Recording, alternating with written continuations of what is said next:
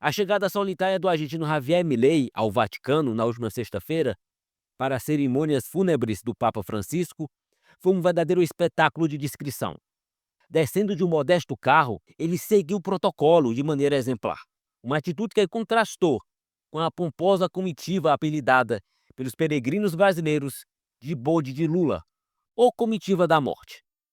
O petista parecia um anfitrião de uma festa onde ele era o único convidado legítimo. O convite para o funeral era reservado exclusivamente a chefes de Estado e de governo. Por isso, Milei se encontrava sozinho, enquanto até a anfitriã italiana estava desacompanhada. Lula exagerou em sua atuação, chegando ao ponto de se ajoelhar, fazer o sinal da cruz e pousar para fotos com as mãos postas, como se estivesse em profunda oração. Sempre há uma primeira vez para tudo, não é mesmo? Dilma, por sua vez, surgiu com uma expressão facial que beirava o transcendental, talvez reflexo da morte do Papa ou da sua conhecida aversão às cerimônias religiosas. Ao lado de monarcas e líderes de governo respeitáveis, Donald Trump compareceu com sua sempre elegante esposa e uma comitiva extremamente reduzida.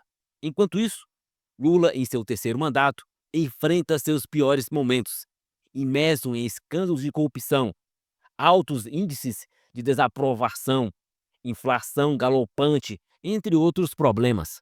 Nesse contexto caótico, o falecimento do Papa Francisco e a presença de Lula e seus seguidores na comitiva da morte serviram como oportunidade para fazer proselitismo político, tentando distrair a atenção dos graves problemas enfrentados pelo país, como o desvio de mais de 6 bilhões de reais dos salários dos velhinhos e velhinhas aposentadas do país.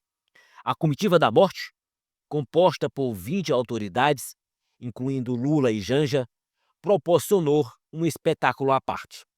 Enquanto o mundo prestava suas homenagens ao Papa Francisco com sobriedade e respeito, Janja, a primeira-dama do Brasil, quebrou protocolos, dispensou o véu tradicional exigido pela Santa Sé e, para completar, distribuiu sorrisos no funeral, como se estivesse em um evento de gala. Em um momento de luto para milhões, ela preferiu parecer em um ensaio para as redes sociais. A presença na comitiva da morte não se resumiu apenas a Lula e Janja. Também estavam presentes Luiz Roberto Barroso, do STF, os ministros Mauro Vieira, Ricardo Lewandowski, Paulo Teixeira, Macaé Evaristo e Celso Amorim. A cereja do bolo, no entanto, foi a lista de passageiros deste bonde, incluindo os senadores Davi Alcolumbre, Renan Calheiros, Leila Barros e até figuras icônicas como Soraya Tronic. E os deputados Hugo Mota, Luiz Tiber, Odair Cunha, Padre João, Raimundo, Luiz Gastão, Dagoberto Nogueira e a professora Gorete.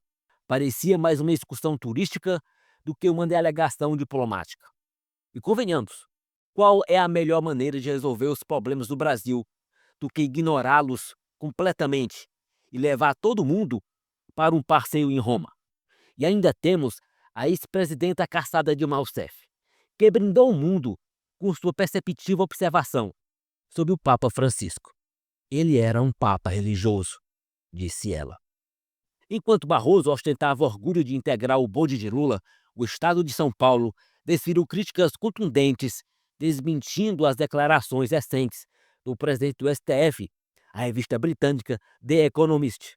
O editorial do Estadão acusou Barroso de propagar falácias e sugeriu que ele optasse pelo silêncio diante das críticas. O editorial brasileiro acrescenta que a crítica à autoconcessão de amplos poderes ao STF à margem da Constituição é um tema recorrente entre analistas políticos de boa-fé. De forma categórica, o Estadão acusa Barroso de falsear a realidade e prejudicar não apenas a própria imagem, mas a do Supremo Tribunal Federal como um todo, destacando práticas autoritárias atribuídas ao ministro Alexandre de Moraes, respaldadas pelos demais ministros do STF, incluindo Barroso, que, como presidente da instituição, deveria atuar com maior rigor jurídico. O artigo prossegue ensinando, de maneira didática, o que seria esperado de um magistrado com reconhecido saber jurídico, apontando a arbitrariedade das decisões de Moraes sobre o bloqueio de perfis nas redes sociais e aponta os indícios de parcialidade dentro do Supremo, trazendo à luz questionamentos sobre o julgamento de Bolsonaro e seus aliados. Disse o Estadão: a publicação inglesa levantou uma dúvida legítima.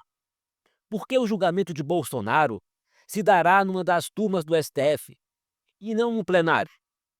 A preocupação aumenta ao se considerar que, entre os 5 ministros da turma, 3 poderiam ser considerados suspeitos: Alexandre de Moraes, apontado como vítima do suposto golpe; Flávio Dino, ex-ministro da Justiça de Lula; e Cristian Zanin, ex-advogado do atual presidente. O ponto final da crítica é reservado para o episódio envolvendo a declaração de Barroso sobre o bolsonarismo, quando o ministro alegou ter sido mal interpretado.